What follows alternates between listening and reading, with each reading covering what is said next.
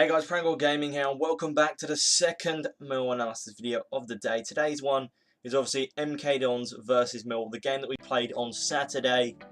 And this game, I kind of feel that it ended up in the way that we needed it to, as I think for both sides it was more fair than obviously having one side winning, as MK Dons were a newly relegated side, and Millwall just simply didn't want to lose. And I think that getting a point is better than actually losing for either side. And from Millwall's point of view, it is upsetting to lose, obviously, the 2-goal lead, but we still got a point and we are still unbeaten. Now, as I said in the last Talk to Wall, if you'd prefer to read this instead of me speaking it out loud for you guys to hear, then I'll leave a link to my WordPress in the description of the video so you guys can go check that out if you just prefer that.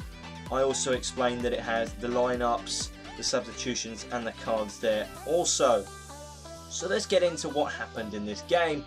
Now, the first chance came from absolutely nowhere for Millwall. Lee Gregory muscled his way onto the ball and headed the ball over to Agard, who moved with the ball for a little bit and then shot straight at David Martin, who coincidentally is the brother of Joe Martin, so there was a bit of rivalry going on there. Then Millwall got their first goal in the game as David Worrall crossed the ball onto Tony Craig's head, and it did go in the back of the net. That was after coming off of Ed Upson. Now, I don't think it went down as an own goal, and I will be giving the goal to Tony Craig. But it is a slightly upsetting for Ed Upson, obviously, to be the one that kind of decides where the ball ended up in the end. But I'm not going to lie, he played fantastic in the game, and I hope that he has a good season with MK Dons, because he was a decent player, but it was an if-so and maybe moments most of the time with him.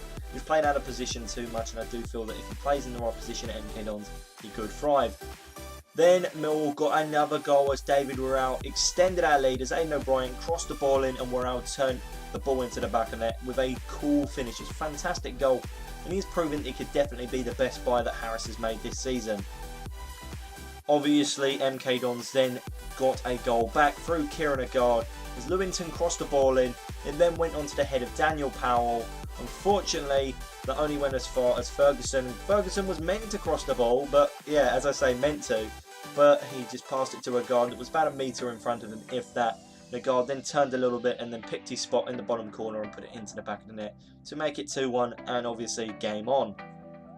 But that didn't stop Kieran Agard scoring an equaliser at the expense of Jordan Archer as Ed Upson whipped the ball over the top of all the defenders and into a very good space. That meant that Jordan Archer had two decisions to make, or two options out of a decision to make. The first one was to stay on his line, or the second one was to come off his line and try and beat Agard to the ball.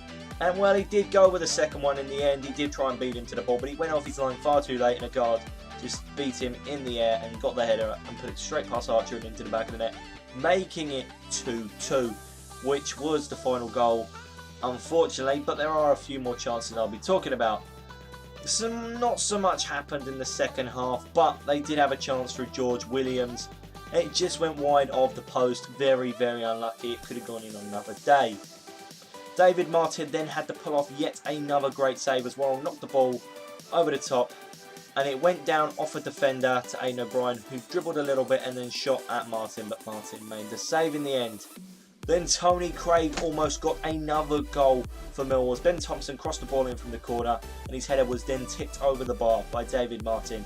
You could tell he clearly didn't want to concede and lose this game at this point. Then the final chance in this game came actually for MK Dons. It came from Brandon Thomas Asdante as he skilled his way past Ben Thompson and Marlon Romeo. He nutmegged one of the two, I can't remember exactly who it was, before having his shot saved by Jordan Archer. It wasn't a bad effort from the substitute, and he looks pretty promising. Now, for the key players with MK Dons, if you hadn't expected who it's going to be Kieran Agard. He scored a double, and he proved that he's well worth the money that MK Dons paid for him. And he did score 2, obviously, in that game. He scored 3 entirely last season, so he's proven that he's going to be well worth the money, and he is an important player to the team by adding a clear bit of threat to their side. And he got them that important point. As I stressed, both sides probably would have preferred a point rather than them losing. Then for Millwall, I'm going to have to go with David Worrall, a player that I'm really impressed with. He scored his first goal for Millwall, and he is improving after every single match. And I'm going to be honest, he's putting in a lot of extra training, and it's definitely showing. He could be one of the best performers of this season if he continues his form throughout the season. So anyway guys, I hope you have enjoyed this Millwall analysis video. Obviously I believe Millwall's next game is against Peterborough, so that'll be quite an interesting game. So like, comment, subscribe, and of course I'll see you guys in the next Millwall analysis video. Goodbye.